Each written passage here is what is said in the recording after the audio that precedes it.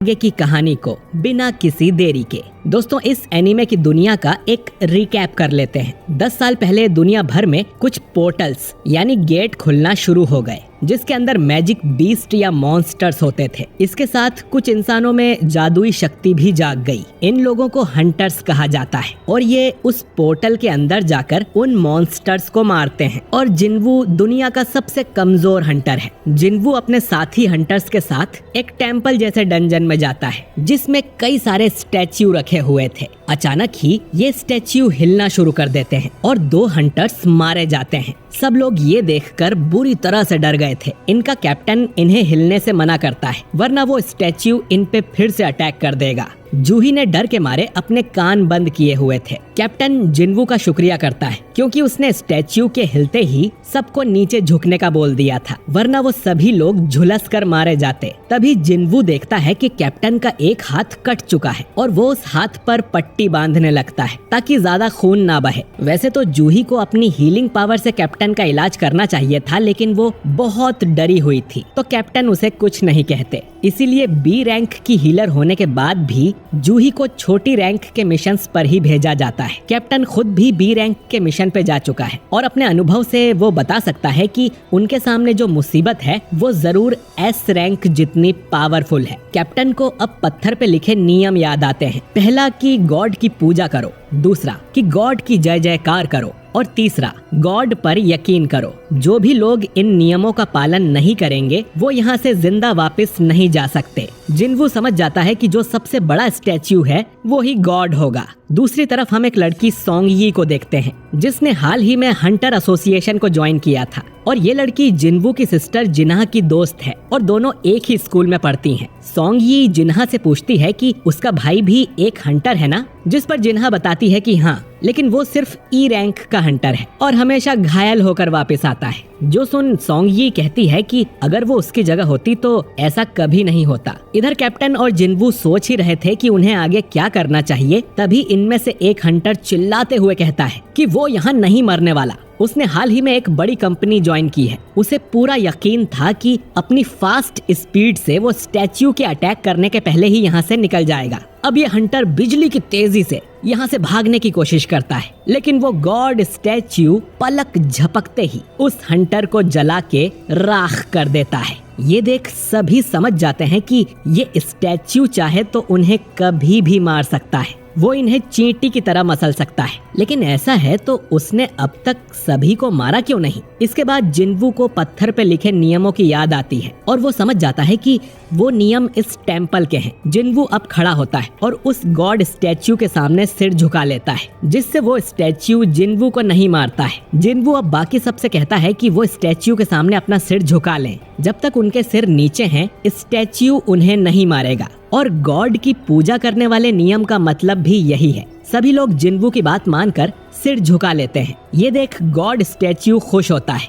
और स्माइल करने लगता है। ये देख सभी लोगों को लगता है कि अब उन्हें कुछ नहीं होगा और वो उठकर खड़े हो जाते हैं। लेकिन तभी गॉड स्टैच्यू भी अपने सिंहासन से उठकर खड़ा हो जाता है और इन लोगों को कुचलने के लिए उनकी तरफ बढ़ने लगता है। जिन्वू कहता है कि उन्हें दूसरा नियम भी पूरा करना होगा, यानी गॉड की जय जयकार करना। अब एक हंटर आगे आके बोलता है कि उसे पूजा करना आता है और वो वहीं बैठकर गॉड की पूजा करने लगता है, लेकिन ये सही वर्ड्स नहीं थे। तो गॉड स्टैच्यू उस हंटर को अपने पैरों तले कुचल देता है। इसके बाद वो एक लड़की को भी कुचल के मार देता है। सभी लोग अपनी जान बचाने के लिए इधर उधर भागने लगते हैं। पार्क यहाँ बिल्कुल मरना नहीं चाहता क्योंकि उसकी फैमिली घर पर उसका इंतजार कर रही थी। वो भागकर कोने में चला जाता है लेकिन वहाँ खड़ा स्टैच्यू पार्क को बीच में से काट देता है। जिन्वू को समझ नहीं आता कि वो किस चीज की जय जयकार करे क्योंकि ये गॉड तो एक शैतान के जैसा है, लेकिन वो हार नहीं मान सकता।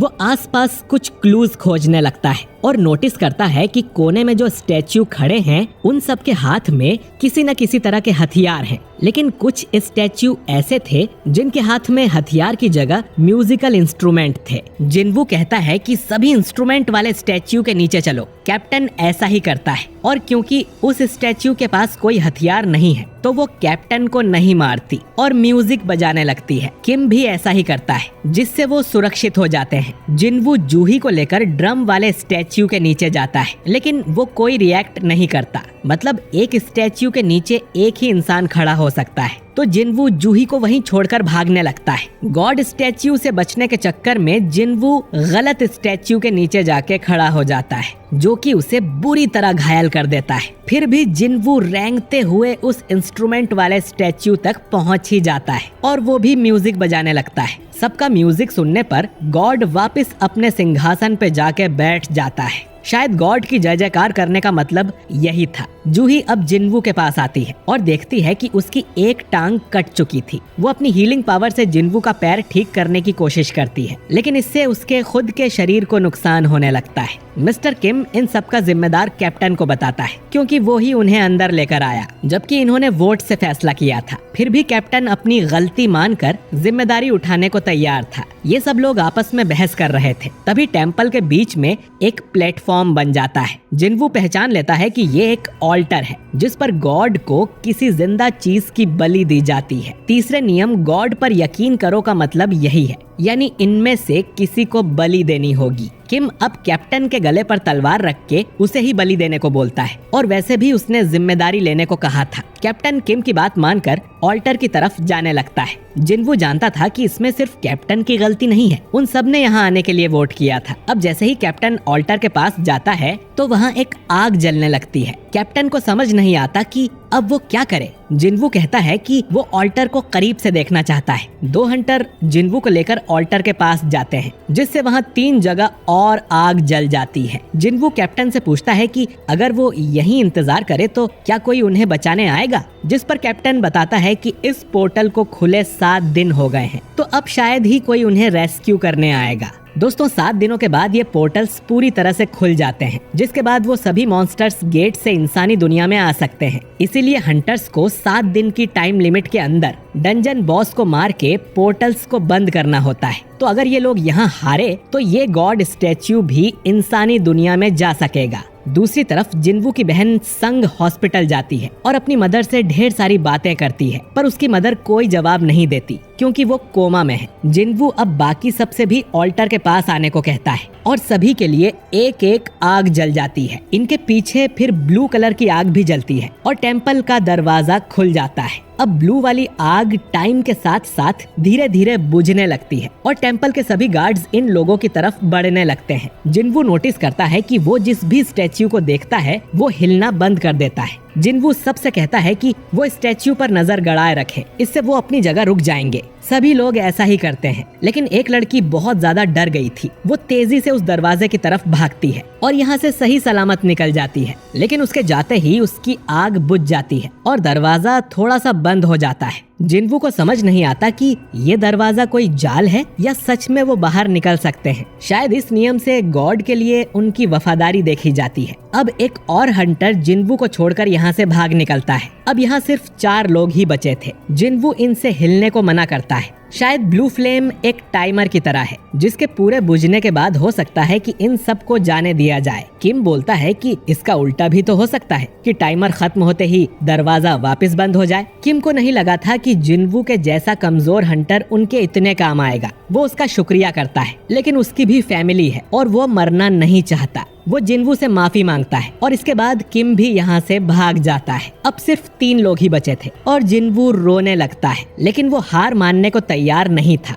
अब कैप्टन कहता है कि जिनवू और जूही यहाँ से चले जाएं। वो खुद यहाँ रुककर अपनी बलि देगा और उसे अपने से जवान लोगों को जरूर बचाना चाहिए। वो जूही से कहता है कि जिनवू को लेकर यहाँ से चली जाए, लेकिन तभी जूही के पैर काम करना बंद कर देते हैं क्योंकि उसने अपनी पावर्स कुछ ज्यादा ही इस्तेमाल कर ली थी। जिनवू अब कैप्टन से कहता है कि वो जूही को लेकर यहाँ से चले जाएं। जिनवू का तो पैर कट चुका है तो वो वैसे भी चल नहीं पाएगा। जूही भी यहीं रुकने को बोलती है। जिनवू अब जूही को अपना मैजिक जैम देते हुए कहता है कि साथ में डिनर करने का वादा तो वो पूरा नहीं कर पाया, लेकिन जूही इसे बेचकर अपने लिए कुछ खाने का खरीद सकती है। जब जिनवू बाहर आएगा तो जूही से बाकी पैसे ले लेगा। अब कैप्टन तुरंत एक चॉप मार के जूही को बेहोश कर देता है और उसे लेकर यहाँ से निकल जाता है। अब सिर्फ जिनवू ही बचा था जो यहाँ मरने वाला था। उसके पास एक तलवार पड़ी थी जिससे वो इन स्टैच्यू से लड़ने की कोशिश करता है, लेकिन इतने विशालकाय दानवों के सामने जिनवू कुछ नहीं कर सकता। वो उसे तलवार से इधर उधर फेंकने लगते हैं। उसका